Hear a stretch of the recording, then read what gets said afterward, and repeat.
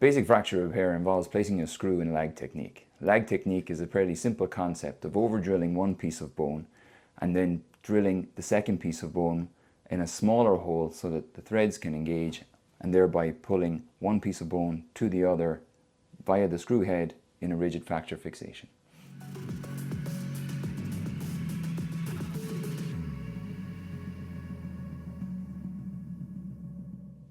Here we have a typical lateral condylar fracture in a distal cannon bone or a lower cannon bone. This horse sustained this fracture during race and exercise. As you can see, our fracture fragment is completely detached from the main body of the bone. Basic fracture repair in horses involves the placement of a screw using lag technique. Lag technique is a fairly simple concept of drilling two pieces of bone and using the screw head to tightly pull the smaller piece of bone to the larger piece of bone and give it a rigid fracture fixation. During fracture repair, our fragment of bone is perfectly realigned, making sure our joint surface is as perfectly aligned as is possible post-injury. Once it's lined up, we begin drilling our glide hole. Lag technique is performed by over-drilling the first piece of bone, usually the smaller piece of bone, so that the screw can fit through that piece of bone without touching the bone or implanting in the bone, and so it essentially glides through the bone, hence the term the glide hole. Only the screw head engages with the bone, allowing it to pull that piece of bone into our opposite piece of bone. The transcortex, or opposite fragment of bone, is drilled with a smaller drill bit that allows the threads of the screw to engage the bone. Then the opposite fragment of bone is drilled until our drill bit comes through to the other side. Once we have drilled both sides, a countersink is placed. This is not always done in condylar fractures like this because of potential damage to the collateral ligament, but generally in lag technique, a countersink is used.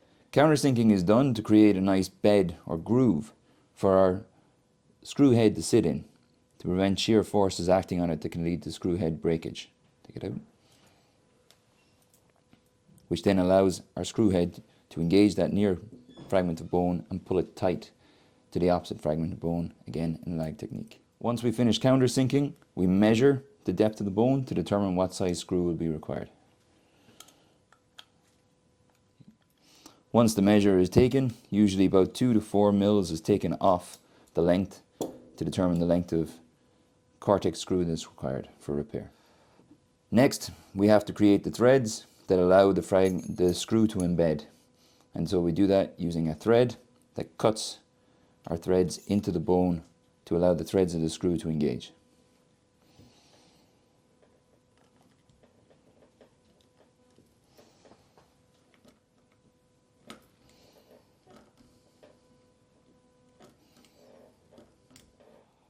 Once our threads are cut and both holes are drilled, we place our screw, and that should fixate our bone and create our stable repair.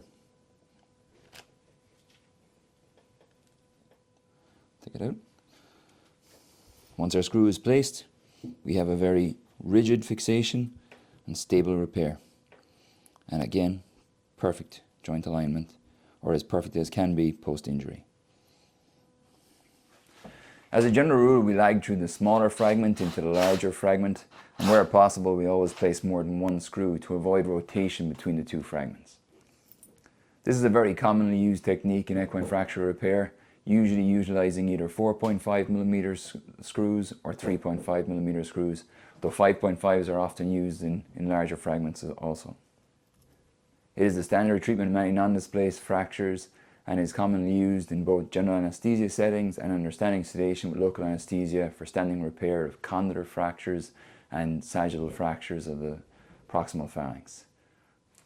And is also regularly used in complex fractures in conjunction with plate application, which we'll discuss more in our next video. See you then.